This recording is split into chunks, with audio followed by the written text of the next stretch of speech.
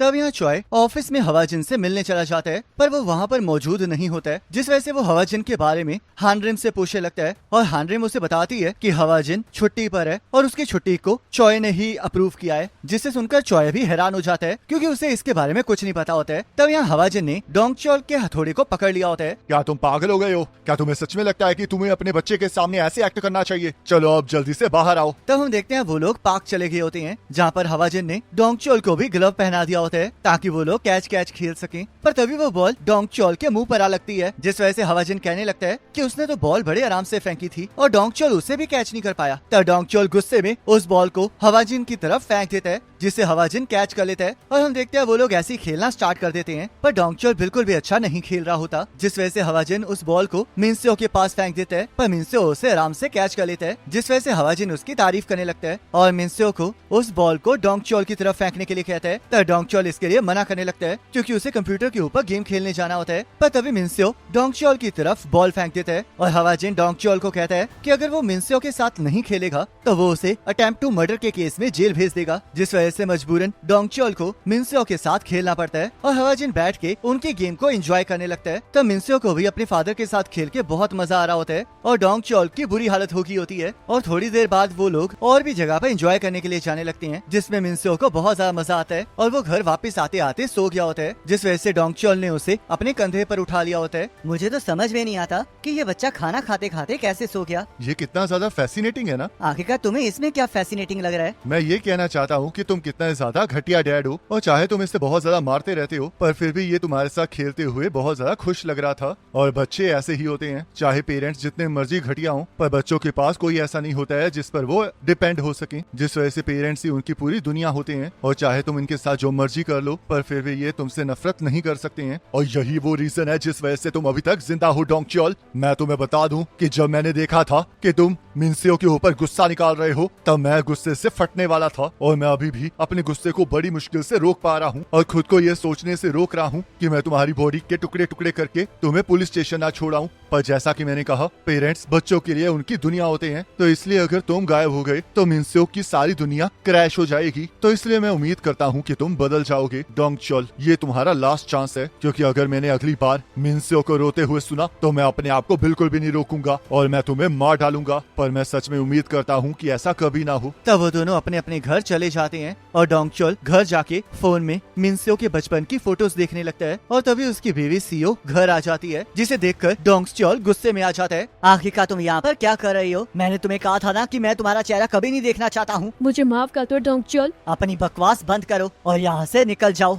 इससे पहले कि मैं तुम्हें मार डालूं। तब हवाजिन को सारी बात साफ साफ सुनाई दे रही होती है और उसे एहसास हो जाता है कि चाहे वो जितनी मर्जी कोशिश कर ले, पर वो डोंगचोल को नहीं बदल सकता है। तब यहाँ सीओ डोंगचोल से माफी मांग रही होती है और कहने लगती है कि वो दोबारा से ऐसा नहीं करेगी। पर तभी मिन्स्यो उठ जाता है, जिस वजह से सीओ भागते हुए मिन्स्यो को गले लगा लेती है और मिन्स्यो उसे कहने लगता है कि वो फिर से लेट हो गई है, जिस वजह से सीओ उससे माफी मांगने लगती है और मिन्स्यो भी अपने माँ के गले लगकर खुश हो जाता है। तब हवाजिन भी दरवाजे के बाहर खड़ा होकर ये सब कुछ सुन रहा होता है और उसे एहसास हो जाता है कि अंदर सब कुछ ठीक है, जिस वजह से वो उनके दरवाजे को नहीं खटखटाता। तब अगले दिन मिन्स्यो की फैमिली मजे से खाना खा रही होती है और उसकी माँ ने उसके लिए काफी अच्छा खाना भी बनाया होता है। पर तभी मिन्स्यो खाना खाते हुए खाने को टेबल पर गिरा देते हैं, जिस वजह से उसकी मॉम कहने लगती है कि उसे ऐसा नहीं करना चाहिए क्योंकि उसके डैड को ये बिल्कुल भी पसंद नहीं है। पर डोंगचोल अब सुधर गया होता है, जिस वजह से वो कहने लगता है कि उसे अब इससे कोई फर्क नहीं पड़ता और वो सीओ को मिन्स्यो के साथ पार्क में खेलने जाने के लिए कहता है क्योंकि उसने मिन्स्यो के लिए एक नई आरसी कार खरीदी होती है। तब हवाजिन डोंगचोल के दरवाजे पर जोर जोर से खटखटाने लगता है और उसे तैयार होकर बाहर आने के लिए कहता है, जिससे कि डोंगचोल परेशान हो जाता है, पर उसके पास बाहर जाने के अलावा कोई भी चारा नहीं होता। तब हम देखते हैं हवाजिन डोंगचोल को एक कंस्ट्रक्शन साइट पर ले गया होता है। तुम्हारा यहाँ पर स्वागत है। तुम अब स्पेशल फोर्सेस इंटीरियर कॉन्ट्रैक्टर्स के न्यू इंटर्न हो, जिस वजह से तुम्हारा टीम में स्वागत है। तब डोंगचोल को कुछ समझ नहीं आ रहा होता और उसका सीनियर उसे कंपनी के रूल समझाने लगता है और वो इतना ज्यादा जोर जोर से बोल रहा होता है कि डोंगचोल उसके सामने कुछ कह ही नहीं पाता है और उसकी सारी बातों में हामी भरने लगता है। तब हमें पता चलता है कि हवाजिन उस कंपनी के सीईओ को जानता होता है और उसी की वजह से डोंगचोल को जॉब मिली होती है। तब सीईओ हवाजिन से पूछने लगता है कि क्या उसे सच में लगता है कि Dong chawl formal special forces वाले बंदों के साथ काम कर पाएगा। तब हवाजिन इस बात पर एग्री करता है क्योंकि उसे यकीन होता है कि चाहे एक पर्सन के तौर पर ना सही, पर डोंग चॉल एक फादर होने के नाते ये काम करके रहेगा। तब यहाँ पार्क में मिनस्यो कार के साथ खेल रहा होता है और वो बहुत ज्यादा खुश होता है, जिस वजह से उसकी मॉम उससे पूछने लगती है कि क्या उसके फादर ने सच में उसके लिए ये एक्सपेंसिव कार खरीदी है। जिस वजह से मिनस्यो उन्हें बताता है कि ये कार उसके फादर ने नहीं बल्कि हवाजिन ने खरीदी है। और वो साथ साथ ये भी बताता है कि हवाजिन के आने के बाद डोंग चॉल ने उसे मारना भी छोड़ दिया है और एक अच्छा इंसान बन गया है, जिस वजह से अब वो बहुत ज्यादा खुश है और वो हमेशा से चाहता था कि ऐसा ही हो। तब सीओ भी ये सुन के खुश होती है और यहाँ हम देखते हैं डोंग चॉल कंस्ट्रक्शन का काम करते करते रात तक थक गया होता है, जिस वजह से उसका सीनियर उसे बताता है कि उसने उम्मीद से ज्यादा काम किया है, जिस वजह से उसे कल भी आना होगा और वो उसे उसकी पे दे देता है। तब उसके काम को देखकर सीईओ को भी यकीन हो जाता है कि चाहे डोंग चॉल दिखने में अजीब हो पर वो काम अच्छा कर लेता है और उसके काम को देखकर उसे लगता है कि उसने कम से कम 2 या फिर 3 साल के लिए कंस्ट्रक्शन में काम जरूर किया है। तब डोंग चॉल अपनी पेमेंट देख के बहुत खुश होता है क्योंकि उसे $170 मिले होते हैं। मैंने तो तुम्हें पहले ही कहा था कि तुम्हें इसमें बहुत ज्यादा मजा आने वाला है। अगर मुझे इस तरह पहले पेमेंट मिल गई होती ना तो मैं अभी भी कंस्ट्रक्शन में काम कर रहा होता। तो अब तुम घर जाते हुए फ्राइड चिकन क्यों नहीं खरीद लेते? क्योंकि जब मेरे डैड काम के बाद चिकन लेकर आते थे उस दिन हमें सच में बहुत ज्यादा मजा आता था। वैसे तुम्हें देखकर लग रहा था कि तुम्हें पहले से ही सारे काम के बारे में पता है। क्या तुम पहले कॉन्ट्रैक्टर बिजनेस में थे?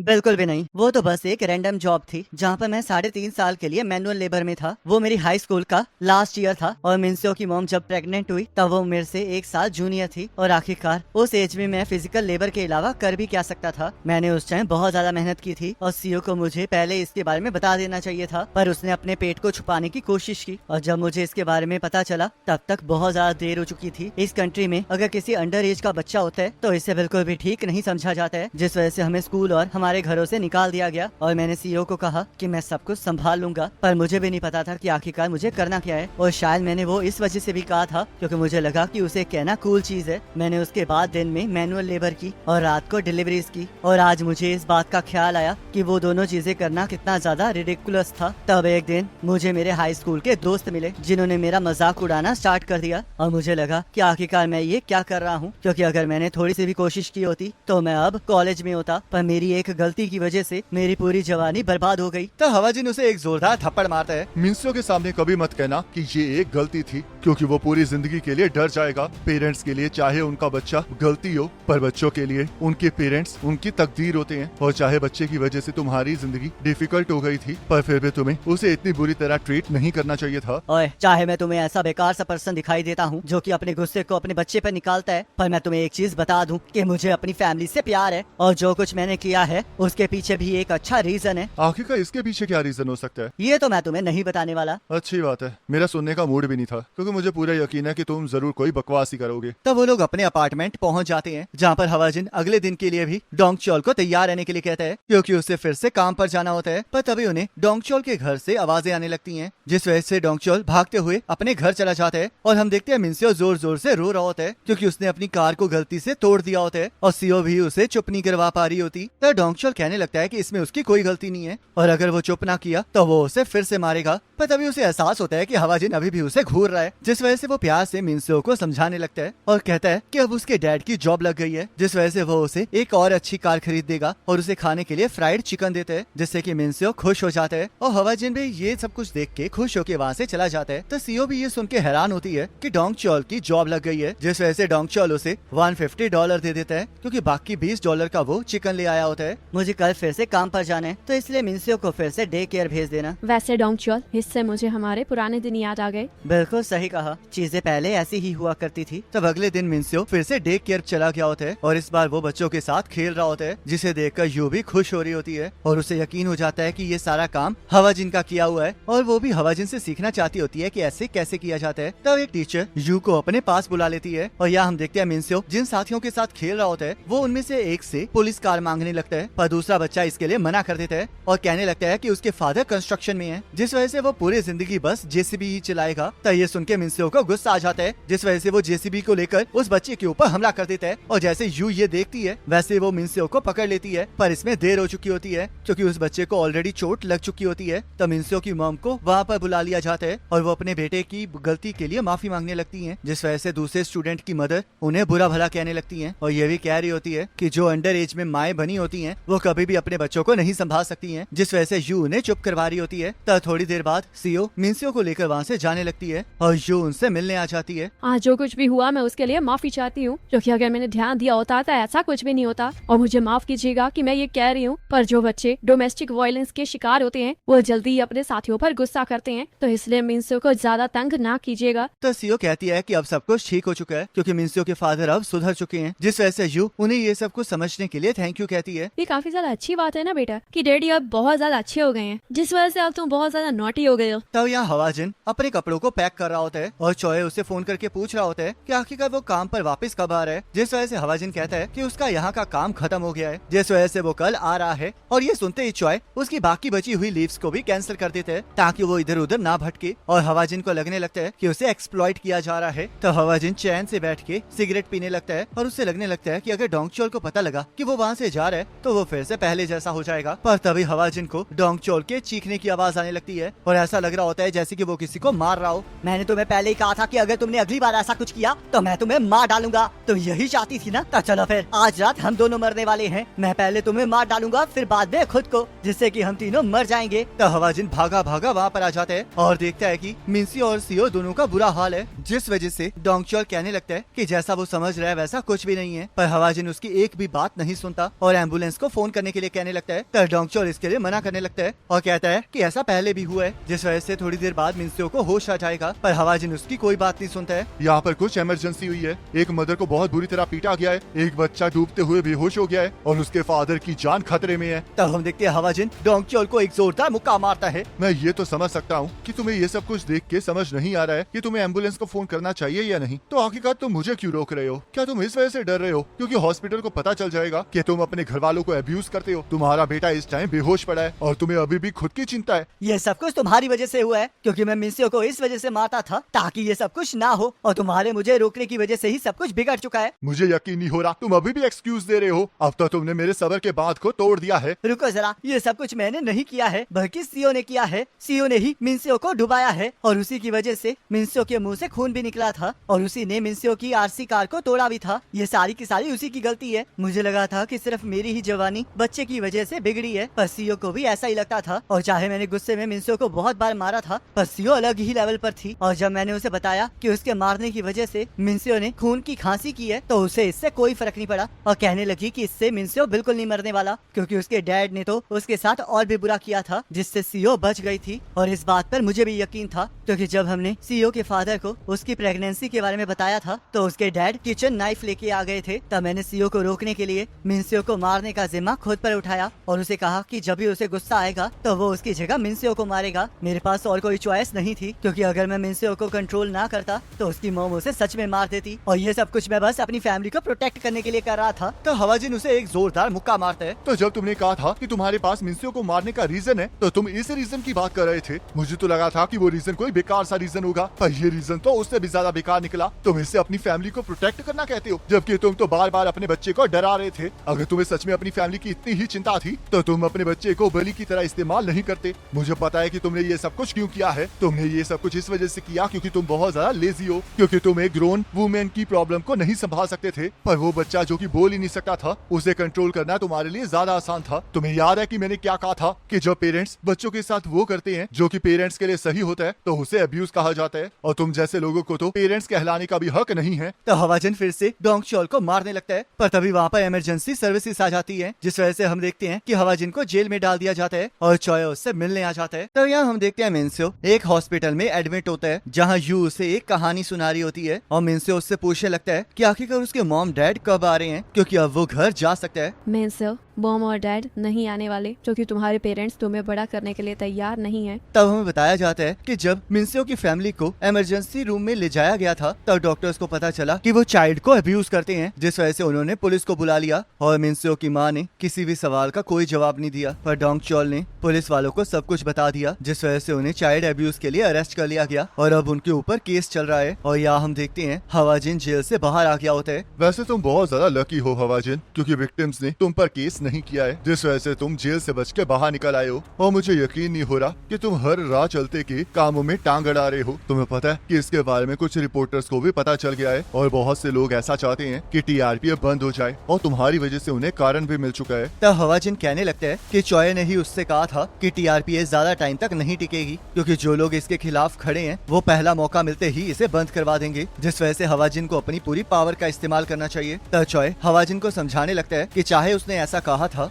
पर उसका मतलब ये नहीं था कि वो हर किसी के पंगे में टांग अड़ाए। मुझे पता है कि मैं अपने काम के दायरे से बाहर चला गया था और आज तक हमने गुनहगार को ही अपनी गलतियों को ठीक करने के लिए कहा है, और अगर वो ऐसा नहीं करते हैं तो हम उन्हें पनिशमेंट देते हैं। पर इस बार जो गुनहगार था वो विक्टिम के लिए पूरी दुनिया था, जिस वजह से ये बहुत ज्यादा हार्ड है डैड। तब हमें 6 महीने बाद का सीन दिखाया जाता है जहाँ पर डोंगचल और सीओ के ऊपर केस चल रहा होता है और हम देखते हैं कि सीओ को 1 साल और 4 महीने की जेल हो जाती है और डोंगचल को 6 महीने की सजा होती है और 1 साल का प्रोबेशन पीरियड सर्व करने के लिए कहा जाता है। तब यहाँ हम देखते हैं अपने पेरेंट्स के ना होने की वजह से मिन्स्यो ऑर्फनेज में चला गया होता है, जहाँ पर वो बाकी बच्चों के साथ बहुत खुश होता है और डोंगचल भी उसे खुश देख के वहाँ से जाने लगता है। तब मिन्स्यो को डोंगचल के होने का एहसास होता है, जिस वजह से वो उसके पीछे चला जाता है और उसे बुलाते हुए उसे रुकने के लिए कह रहा होता है, पर डोंगचल रुक ही नहीं रहा होता, जिस वजह से मिन्स्यो उसका पीछा करते हुए नीचे गिर जाता है और जोर जोर से रोने लगता है। तब डोंगचल मिन्स्यो को चुप करवाने आ जाता है। मिन्स्यो, क्या तुम्हें यहाँ पर अच्छा नहीं लग रहा है? तुम्हारे यहाँ पर कितने सारे फ्रेंड्स हैं और मम्मी और डैडी भी तुम्हें नहीं मार रहे हैं, तो क्या तुम्हें सच में लगता है कि तुम्हें अभी भी हमारे साथ रहना है? तब मिन्स्यो रोते रोते नीचे देखने लगता है। मिन्स्यो, मैं सच में बहुत बुरा डैड हूँ, जिस वजह से मुझे तुमसे मिलना अलाउड नहीं है, तो इसलिए अगर किसी को भी पता चला कि मैं यहाँ पर तुमसे मिलने आया हूँ तो मुझे फिर से जेल में जाना पड़ेगा। पर मेरी बात याद रखो, तुम्हारे डैडी एक अच्छे पर्सन बन के रहेंगे ताकि मुझे तुम्हें फिर से पालने की परमिशन मिल सके, और मैं वादा करता हूँ कि मैं तब वापस जरूर आऊंगा। तब डोंगचल मिन्स्यो को इस बात का प्रॉमिस करता है, जिससे कि मिन्स्यो खुश हो जाता है और यहाँ पर हवाजिन भी ये सब कुछ देख के खुश हो रहा होता है। तब हमें एक बिल्डिंग दिखाई जाती है जहाँ पर एक मदर अपने बेटे को डिनर करने के लिए शावर से बाहर आने के लिए कहती है, पर उनका बेटा कोई जवाब नहीं दे रहा होता और वो काफी टाइम से शावर ही ले रहा होता है, जिस वजह से उसके फादर उस दरवाजे के लॉक को तोड़ देते हैं और देखते हैं कि उनके बेटे ने अपनी नस को काट लिया है, जिस वजह से वो लोग घबरा जाते हैं और एम्बुलेंस को फोन कर देते हैं। तब हमें पता चलता है कि उस लड़के लीन ने सुसाइड करने की कोशिश इस वजह से की होती है क्योंकि उसे स्कूल में बुली किया जा रहा होता है और उसका बुली 5 दिन की सस्पेंशन के बाद स्कूल वापस आ रहा होता है, और क्योंकि उसी ने उसकी कंप्लेंट की होती है तो उसका बुली उसे धमकी दे रहा होता है, जिस वजह से ली बहुत ज्यादा डर गया होता है क्योंकि उसके लिए उसका बुली होंग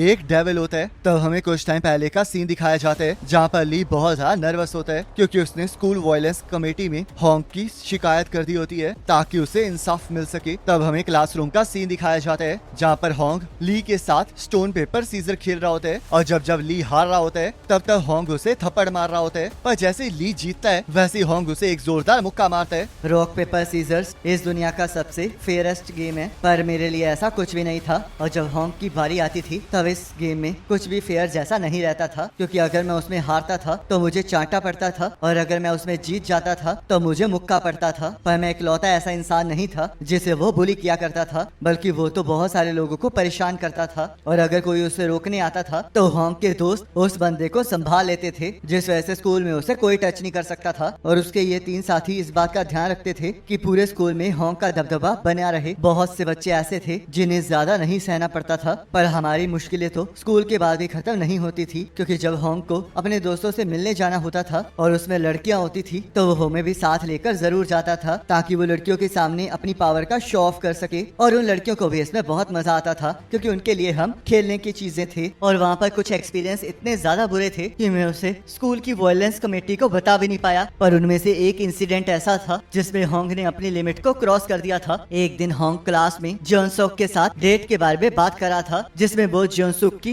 बेइज्जती कर रहा था और उसे बहुत ज्यादा बुरा भला कह रहा था, और उसने मुझसे भी उसके बारे में बुरा भला कहलाया, जबकि मेरी मॉम का नाम ही जॉनसुक था। और उस दिन मुझे ऐसा लगा कि मुझे खुद को मार देना चाहिए। और अगर तुम लोग ये जानना चाहते हो कि मैंने इसके बारे में स्कूल को आज तक क्यों नहीं बताया था, वो इस वजह से था क्योंकि स्कूल वायलेंस की न्यूज को कवर अप कर दिया जाता था। पर जब पिछले साल teacher right protection law apply हुआ तब स्कूल ने स्कूल वायलेंस को रोकने के लिए कमेटीज बना दी, जिसके अंदर लॉयर्स, एक्सपर्ट्स और एजुकेशन के फील्ड के लोग थे। और क्योंकि अब इस कमेटी को स्कूल रन नहीं करता था तो मुझे लगा कि मेरे पास होंग को सजा दिलाने का एक चांस है। तब कंप्लेंट करने के बाद कमेटी ने इसका रिजल्ट निकाला, जिसमें होंग को 5 दिन की सस्पेंशन मिली और उसके साथियों को सिर्फ अपॉलजी अपोलोजाइज लेटर लिखना पड़ा। मेरी बातों को उन्होंने पॉइंट्स के हिसाब से लिखा था और उन्होंने मेरे साथ हो रही बुलिंग को 20 में से 12 पॉइंट्स दिए, जिसमें बस बुली करने वाले को सस्पेंड किया जाता है। और इस वजह से होंग और उसके दोस्तों ने फिर से मेरा मजाक उड़ाया। ये सब कुछ देख के मुझे यकीन नहीं हुआ कि एडल्ट्स को मेरा दुख किसी पॉइंट टेबल की तरह लगा और मुझे एहसास हो गया कि इस कंट्री में इतने सारे लोग बुली क्यों हो रहे हैं, क्योंकि इस तरह की प्रॉब्लम एडल्ट्स के लिए बस कुछ पॉइंट की ही वैल्यू रखती है। मैंने अपनी जान लेने से पहले इसके बारे में TRPA को भी बताया, पर मुझे नहीं लगता कि वो लोग इस केस पर ध्यान भी देंगे और इस वजह से मैंने सुसाइड करने की कोशिश की, पर मैं फिर से बच गया क्योंकि मुझे बाद में पता चला कि अगर आपको अपनी रिस्ट को काट के मरना है तो वो मरने का सबसे लंबा तरीका है, क्योंकि इसके अंदर आपको टब के अंदर कम से कम 8 घंटे बैठना पड़ता है ताकि आपकी बॉडी में से मैक्स टू मैक्स खून निकल जाए और आप मर जाओ। मेरी मॉम हॉस्पिटल में मुझे हौसला दे रही थी और मुझे गले लगा रही थी, पर मैं उस टाइम बस यही सोच रहा था कि आखिरकार मैं अपने आप को सही तरीके से कैसे मारूं, जिस वजह से मैंने मॉम को डॉक्टर को बुलाने के लिए भेज दिया और इसके बारे में इंटरनेट पर सर्च करने लगा। तब हम देखते हैं ली को एक मैसेज आता है जिस वजह से वो बहुत ज्यादा इमोशनल हो जाता है और अपनी मॉम से ये वादा करता है कि वो दोबारा से ऐसा कभी भी नहीं करेगा, क्योंकि अब उसके पास मरने का कोई भी रीजन नहीं बचा है। और हम देखते हैं ऐसा इस वजह से होता है क्योंकि हानरिम होंग के पास पहुंच गई होती है और उसने होंग का बुरा हाल कर दिया होता है। तब हमें वो दिन दिखाया जाता है जब होंग 5 दिन की सस्पेंशन के बाद स्कूल वापस आया होता है और टीचर उसे समझा रहा होता है कि अब उसे दोबारा से प्रॉब्लम खड़ी नहीं करनी है, नहीं तो उसके लिए फिर से प्रॉब्लम क्रिएट हो सकती है। तो होंग इस बात पर एग्री करता है और कहता है कि वो अब से किसी को भी बुली नहीं किया करेगा। पर हम देखते हैं उसने स्कूल में आते ही फिर से बुलिंग स्टार्ट कर दी होती है। तो हम देखते हैं ये केस तब का होता है जब हवाजिन अभी भी डोंग चोल के पीछे पड़ा होता है और हानरिम ने उसे कॉल की होती है। कैप्टन, मैंने आपको इस वजह से फोन किया है क्योंकि मैंने वर्स्ट केसेस को इकट्ठा करके आपको मेल की है और मुझे पता है कि आप अभी भी वेकेशन पर हैं, पर मैं इनमें से किसी को भी चूज नहीं कर पा रही हूँ। तो क्या आप मेरे लिए एक केस चुन देंगे, क्योंकि मैं तो पागल हो चुकी हूँ। आखिरकार एक कंट्री में इतने सारे केसेस कैसे हो सकते हैं और इन लोगों को देखकर तो मुझे लग रहा है कि इनके सामने तो डेविल भी कुछ नहीं है। अब इनमें से किसी एक केस को तो तुम्हें ही चुनना पड़ेगा। तुम चाहे मिलिट्री से डिस्पैच हो चुकी हो, पर अब तुम TRPA की वार्डन हो, इसलिए तुम्हें पता होना चाहिए कि तुम्हें कौन सा केस चूज करना है। पर मैं तुम्हें ये बता दूं कि TRPA की जॉब सिर्फ मुसीबत में पड़े स्टूडेंट्स या फिर टीचर की मदद करना नहीं है। हमारे पास चाहे बहुत ज्यादा बड़ी अथॉरिटी हो, पर मैं और तुम सिर्फ वार्डन्स हैं जो कि लोगों की मदद कर रहे हैं और हमारा रियल गोल सबको ये बताना है कि स्कूल्स में क्या हो रहा है ताकि लोगों को पता लग सके कि गलती कहाँ पर है। तो इसलिए तुम उस केस को चुनो जो कि इस गोल के लिए बिल्कुल सही हो। तब हानरिम फोन को काट देती है और सोचने लगती है कि आखिरकार उसे कौन सा केस चुनना चाहिए, क्योंकि उसे समझ नहीं आ रहा होता कि क्या वो लोगों को इशू समझाने के लिए क्वालिफाइड है भी या नहीं, और ना ही उसे ये समझ में आ रहा होता है कि आखिरकार यहाँ पर इतनी बुलिंग हो क्यों रही है। तब यहाँ हम देखते हैं होंग ने एक बच्चे को चौक कर दिया होता है और उसके दोस्त उसका टाइम नोट कर रहे होते हैं ताकि वो लोग ये देख सके कि होंग उस बच्चे को 1 मिनट के अंदर अंदर बेहोश कर पाता है या नहीं। और हम देखते हैं होंग 51 सेकंड में ही उस बच्चे को बेहोश कर देता है, जिस वजह से उसके साथी उसकी तारीफ करने लगते हैं और कहने लगते हैं कि उसने तो अपना ही रिकॉर्ड तोड़ दिया है। जिस वजह से होंग कहने लगता है कि वो ये इस वजह से कर पाया है क्योंकि वो इन 5 दिनों में बस वर्कआउट ही कर रहा था। तब एक लड़की वहाँ पर आ जाती है और होंग से पूछने लगती है कि वो तो अभी भी स्कूल वापस आया है और उसने स्टूडेंट्स को अभी से बुली करना स्टार्ट कर दिया है। पर हम देखते हैं वो इसमें होंग के साथ ही होती है और उसे इसमें मजा आ रहा होता है। वैसे मुझे ये बताओ कि क्या तुम्हारे स्कूल वायलेंस कमेटी के साथ कोई कनेक्शंस थे, क्योंकि मैंने तो सुना था कि ली ने तुम्हारे बारे में सब कुछ बता दिया था। तो आखिरकार तुम्हें बस 5 दिन का ही सस्पेंशन क्यों मिला? मुझे तो लगा था कि तुम्हें पूरी तरह से एक्सपेल कर दिया जाएगा। मेरे डैड छोटी सी कंपनी में काम करते हैं, तो आखिरकार मेरे कनेक्शंस कहाँ ही होंगे। मैंने तो बस स्कूल कमेटी के सामने जाकर अपने अखरोटों को पकड़ लिया था और उनसे कहा था कि मैं ऐसा दोबारा से नहीं करूंगा, और उसके बाद उन्होंने कहा कि वो स्कूल बुलिंग को बहुत ज्यादा सीरियसली मानते हैं। पर इन सब के बावजूद भी उन्होंने बस मुझे 5 दिन का सस्पेंशन ही दिया। तो ये सुन के वो लोग जोर जोर से हंसने लगते हैं और स्कूल खत्म हो जाने के बाद होंग के दोस्त उसे साथ में पार्टी करने के लिए कह रहे होते हैं, जिसके लिए होंग तैयार हो जाता है और कहने लगता है कि उन्हें अपने स्पेशल गेस्ट को तो बुलाना ही चाहिए और जोर जोर से ली का नाम लेने लगता है, जिस वजह से सभी लोग हंस रहे होते हैं। तो टीचर आकर होंग को डांटने लगते हैं और पूछने लगते हैं कि क्या उसने वो पेपर नहीं पढ़ा था जो कि सुबह सुबह टीचर ने उसे दिया था, क्योंकि उसने साफ साफ लिखा था कि स्कूल के बाद उसकी एक स्पेशल एजुकेशन की क्लास है और अगर होंग ने उसे अटेंड नहीं किया तो उसे $2500 का फाइन पड़ेगा। तब हम देखते हैं होंग के साथ साथ उसके दोस्तों को भी स्पेशल क्लास में जाना पड़ रहा होता है, जिस वजह से उन्हें समझ नहीं आ रहा होता कि आखिरकार उनके साथ ऐसा क्यों हो रहा है। और हम देखते हैं उनकी क्लास लेने और कोई नहीं बल्कि हानरिम आ गई होती है। तो बच्चों, तुम्हारा स्पेशल एजुकेशन कोर्स में स्वागत है।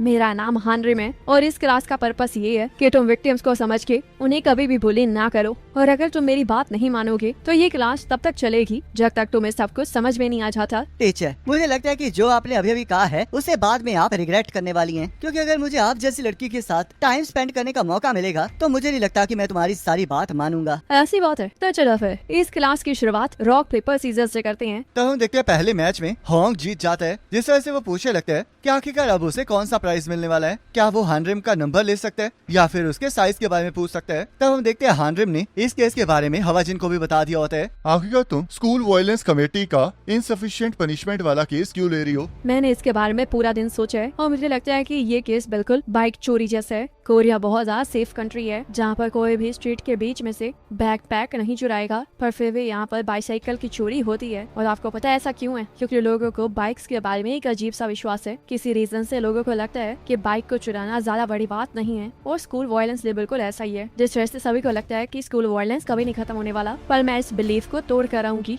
तो यहाँ हम देखते हैं हानरिम हॉन्ग को एक जोरदार मुक्का मारती है, जिसे देखकर उसके साथी और स्कूल के बच्चे हैरान हो जाते हैं। ये स्पेशल एजुकेशन क्लास 1 है जिसमें तुम ये सीखोगे कि आखिरकार तुमने क्या गलत किया है। और तुमने कहा था ना कि जो हारेगा उसे चांटा पड़ेगा और जो जीतेगा उसे मुक्का। सर चला फिर अब मैं इसके बाद तुम्हें तब तक चोक करूंगी जब तक कि तुम बेहोश नहीं हो जाते। तो हॉन्ग को समझ नहीं आ रहा होता कि आखिरकार उसके साथ ऐसा क्यों हो रहा है, और बाकी स्टूडेंट्स उसकी वीडियो बनाने लगते हैं। और कुछ स्टूडेंट्स हानरिम को देखकर पहचान जाते हैं कि वो TRPA से है, जिस वजह से उन्हें एहसास हो जाता है कि अब हॉन्ग की खैर नहीं है। तो TRPA के बारे में सुन के हॉन्ग को भी यकीन नहीं आ रहा होता कि उसमें कोई लड़की भी है, क्योंकि वो काफी टाइम से न्यूज पर ध्यान नहीं दे रहा होता है। और हॉन्ग को लगने लगता है कि ये कांड भी ली का किया धरा है। तो हॉन्ग अपने आप को छुड़ाने के लिए हानरिम की बाजू को पकड़ लेता है और उसकी ग्रिप बहुत ज्यादा स्ट्रॉन्ग होती है, जिसका एहसास हानरिम को भी हो जाता है। ली, इसके बाद तुम बहुत ज्यादा डिसअपॉइंट होने वाले हो, क्योंकि अगर वो लंबे बालों वाला पर्सन यहाँ पर होता जिसने बाकी स्कूलों को सुधारा है तो शायद तुम बच जाते। पर अब तो ये लड़की यहाँ पर आई है जिस वजह से तुम तो बिल्कुल भी नहीं बचने वाले। पर रुको जरा, मैं चाहूँ तो इसमें से बाहर निकल सकता हूँ, पर अचानक से मुझे इसमें मजा आने लगा है। तो हम देखते हैं हॉन्ग थोड़ी देर बाद बेहोश हो जाता है और हानरिम को भी यकीन नहीं आ रहा होता कि हॉन्ग के पास कितनी ज्यादा ताकत है। तो थोड़ी देर बाद हॉन्ग के साथी उसे उठा रहे होते हैं और हॉन्ग उठ के देखता है कि उसके साथियों के चेहरे भी बिगड़े हुए हैं, जिस वजह से वो उन्हें देखकर हंसने लगता है और पूछने लगता है कि आखिरकार उनका ये हाल कैसे हुआ है। तो उसके दोस्त उसे बताते हैं कि हानरिम ने रॉक पेपर सीजर खेलते हुए उन्हें तब तक मारा है जब तक वो लोग बेहोश नहीं हो गए हैं, और ये सब कुछ स्कूल के सामने हुआ है, जिस वजह से बहुत से बच्चों ने उनकी वीडियो बनाई है और उनकी बहुत ज्यादा बेइज्जती हुई है। तब एक पर्सन हॉन्ग को बताता है कि हानरिम स्पेशल फोर्सेस से है, जिस वजह से अब उनकी खैर नहीं है। पर हॉन्ग उन्हें बताता है कि चाहे हानरिम स्पेशल फोर्स से हो या ना हो, पर वो असल में एक लड़की है, जिस वजह से वो उसका कुछ नहीं बिगाड़ सकती है। तो थोड़ी देर बाद वो लोग घर जाने लगते हैं, जहाँ पर हॉन्ग अपने साथियों को कह रहा होता है कि उसे चौक होते हुए बहुत ज्यादा मजा आया है, जिस वजह से उसके दोस्त उसे ठरकी कहने लगते हैं। और देखते हैं कि सेकंड ईयर के ग्रुप चैट में उनका मजाक चल रहा है और वहाँ पर बच्चों ने हॉन्ग की मार खाने वाली पिक्चर भी डाली होती है, और साथ ही साथ वो लोग ली की तारीफ भी कर रहे होते हैं, क्योंकि उसी की वजह से TRPA वहाँ आई होती है। तो इन सबको ये सब कुछ देख के मजा आ रहा है। और अगर ये लोग इतने एक्साइटेड हो रहे हैं तो जिस बंदे ने हमें रिपोर्ट किया है वो तो अंडरवियर में खुशी से नाच रहा होगा।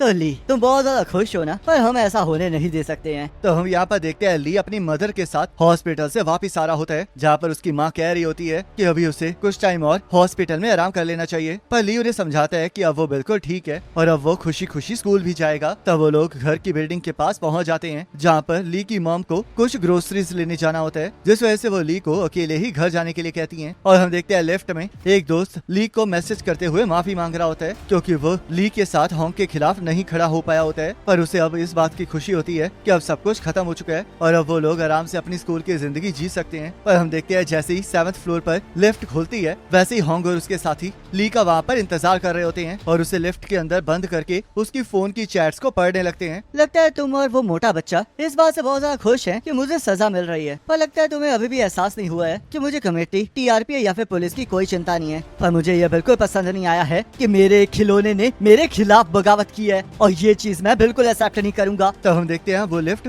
वापस से नीचे पहुंच गई होती है और जैसे ही पहले फ्लोर पर वो लिफ्ट खुलती है, वैसे हम देखते हैं हानरिम वहाँ पर आ गई होती है, जिसे देखकर हॉन्ग और उसके साथी घबरा जाते हैं और हानरिम हॉन्ग को एक जोरदार लात मार के लिफ्ट को फिर से ऊपर की तरफ लेकर जाने लगती है। मुझे लगा ही था कि तुम विक्टिम से बदला लेने की कोशिश जरूर करोगे, तो इसलिए मैं यहाँ पर ली को वार्न करने आई थी। पर किसने सोचा था कि तुम पहले दिन ही ऐसा कर दोगे? क्या तुम सच में चालाक हो या फिर बहुत ज्यादा बेवकूफ हो? इसका करेक्ट आंसर ऑप्शन C है। है, और वो ये है कि मुझे तुम्हें देखकर बिल्कुल भी डर नहीं लगता है। तो मुझे देखकर तुम्हें बिल्कुल भी डर नहीं लगता है। क्या हुआ, मैंने तुम्हारी फीलिंग्स को हर्ट कर दिया? पर मैं तो तुम्हें बस सच्चाई बता रहा था, और अगर तुम मुझे गलत साबित करना चाहती हो तो मेरी पकड़ से छूट के बताओ। तुम्हें पता है कि कभी कभी मेरे लिए ये बहुत ज्यादा मुश्किल हो जाता है, क्योंकि तुम्हारे जैसे बच्चे चाहे जितने मर्जी घटिया हो, पर फिर भी तुम बच्चे ही हो। और मुझे ये कभी समझ में नहीं आता है कि मुझे अपनी पावर को कितना ज्यादा रोक के रखना है। पर तुम्हारे केस में ये क्रिस्टल क्लियर हो चुका है कि अब मुझे क्या करना है। तो चलो फिर अब छत पे चलते हैं। तो हानरिम ने होंग की पकड़ से अपने हाथ को छुड़वा लिया होता है और वो सभी लोग छत पे चले जाते हैं। आखिरकार हम छत पे क्या कर रहे हैं? क्या तुम अब हमें बुली करने वाली हो,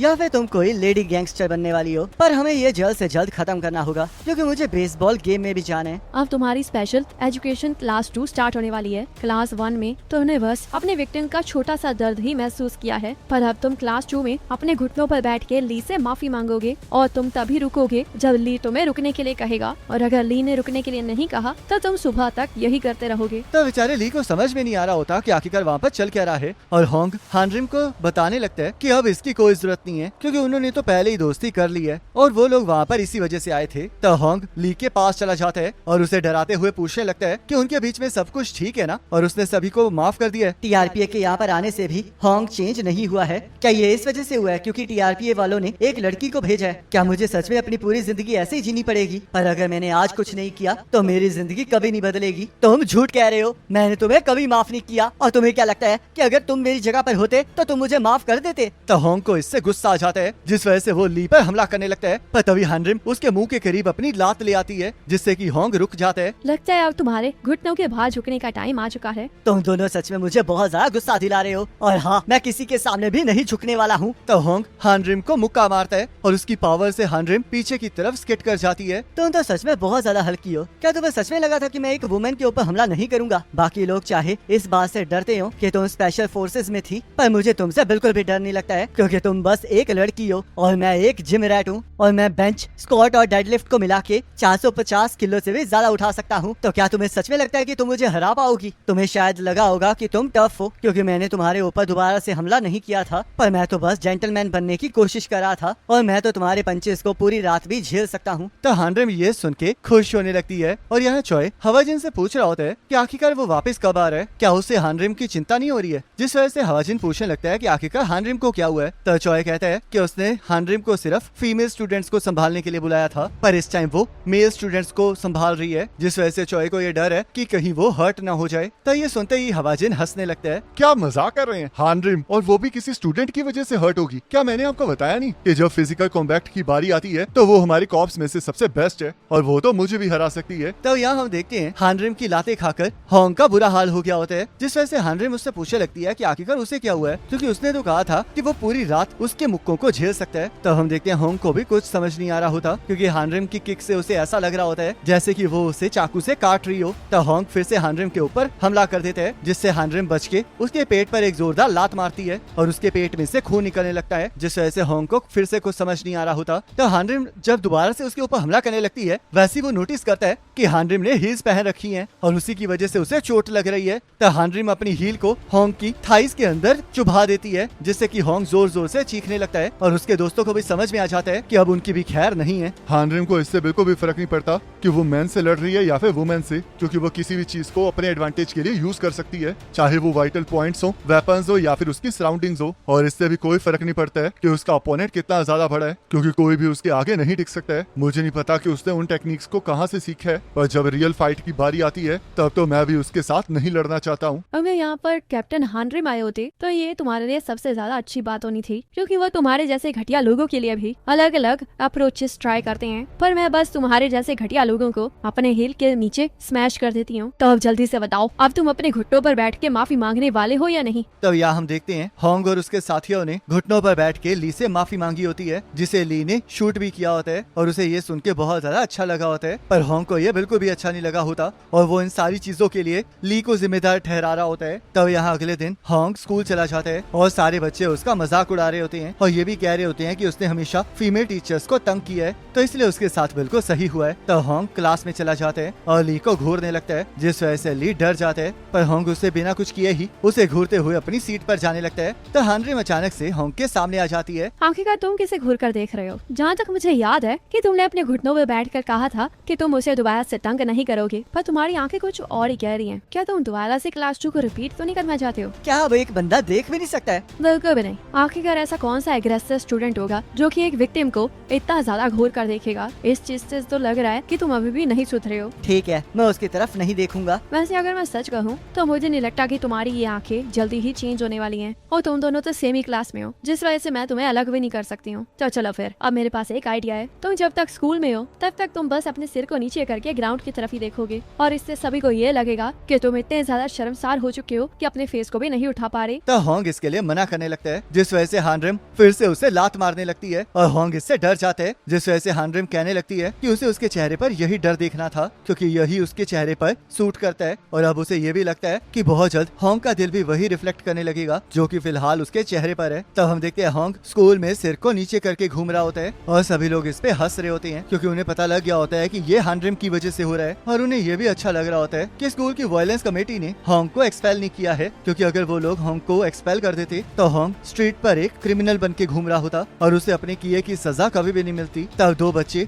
उसे लात मार के वहाँ से भाग जाते हैं, जिस वजह से होंग उन्हें रोकने लगता है और वापस आने के लिए कहता है। पर तभी सभी लोग होंग की तस्वीरें खींचने लगते हैं ताकि वो हानरिम को बता सकें कि होंग जमीन पर देख के नहीं चल रहा है। तो हानरिम भी वहाँ पर आ जाती है। देखो, मुझे कितनी सारी रिपोर्ट्स मिल रही हैं और मैं इस बात की चिंता कर रही थी कि आखिरकार मैं तुम्हारे ऊपर पूरा दिन नजर कैसे रखूंगी, पर तुम्हारी रेपुटेशन ने तो मेरा काम आसान कर दिया है, क्योंकि सभी लोग तो तुम्हारे खिलाफ खड़े हैं। ये अब सब कुछ बहुत ज्यादा हो रहा है, क्योंकि अभी अभी किसी ने मुझे लात मारी है, जिस वजह से मुझे ऊपर तो देखना ही था। तो हानरिम होंग की थाइस पर वहाँ पर छूती है जहाँ पर उसने उसे हील मारी होती है, जिस वजह से होंग दर्द के मारे चीखने लगता है। ये सब कुछ तो ऐसे ही चलता रहेगा, क्योंकि अगर तुमने ऐसा नहीं किया तो तुम फिर से स्टूडेंट्स को घूर घूर कर देखने लगोगे, और तुम्हारे लिए ये बुरी बात है कि कमेटी ने तुम्हें डिफरेंट क्लास में नहीं डाला था, क्योंकि अगर ऐसा हो गया होता तो तुम्हें कुछ और करने की जरूरत नहीं पड़ती। तो थोड़ी देर बाद होंग और उसके साथियों को हानरिम जिम में बुला लेती है ताकि उनकी स्पेशल एजुकेशन की तीसरी क्लास स्टार्ट की जा सके, और आज के लिए उसने स्पेशल गेस्ट भी बुलाए होते हैं, जिस वजह से वो सभी को स्ट्रेच करने के लिए कहती है, क्योंकि नीचे देखने की वजह से उन सबकी गर्दन अकड़ गई होती है। मैं अब स्कूल को छोड़ रहा हूँ। तुम यहाँ पर इस वजह से आई थी ना, क्योंकि स्कूल की वायलेंस कमेटी ने सही डिसीजन नहीं लिया था, तो इसलिए मैं यहाँ से क्विट कर रहा हूँ। तुम्हें लगता है कि मैंने उन्हें ब्राइब किया था ताकि मुझे 5 दिन की सस्पेंशन मिल जाए, पर ऐसा कुछ भी नहीं था, क्योंकि मैं तो एक्सपेल्शन के लिए भी तैयार था, और ये मेरी गलती नहीं है कि उन्होंने मुझे एक्सपेल नहीं किया। और वैसे भी मैं कॉलेज नहीं जाने वाला हूँ, तो इसलिए मैं एक डिप्लोमा ही कर लूंगा। और हाँ, तुम उम्मीद करना कि मैं तुम्हें स्कूल से बाहर ना मिलूं, नहीं तो मैं तुम्हारे सिर को फोड़ डालूंगा। तो हम देखते हैं उस जिम में वो लोग आ जाते हैं जिनको